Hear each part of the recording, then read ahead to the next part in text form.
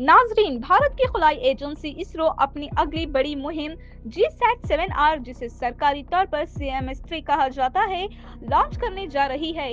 ये सैटेलाइट भारतीय बहरिया के लिए तैयार किया गया है और इसे 2 नवंबर को श्रीहरिकोटा से शाम 5:26 पर रवाना किया जाएगा। इस मिशन के लिए ताकतवर LV-M3 रॉकेट का इस्तेमाल किया जा रहा है, जो भारत के डिफेंस कम्युनिकेशन सिस्टम में एक अहम कदम समझा जा रहा है। यह मिशन पहले 2024 के आखिर तक लॉन्च किया जाना था, मगर मामूली ताखिर के बाद अब तमाम तैयारियां मुकम्मल हो चुकी हैं। CMS-3 का वजन 4,400 किलोग्राम है, जो भारत का सबसे भारी मवासलाती सैटेलाइट होगा।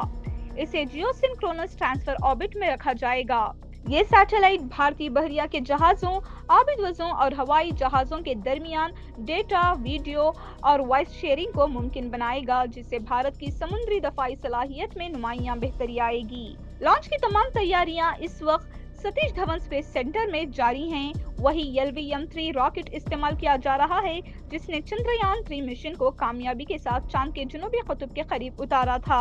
माहिरीन का कहना है कि GSAT-7R के लॉन्च के साथ इसरो एक बार फिर भारत की खलाई टेक्नोलॉजी को नई बुलंदियों तक ले जाने वाला है और बहरिया के कम्युनिकेशन नेटवर्क को मजीद मजबूत बनाएगा।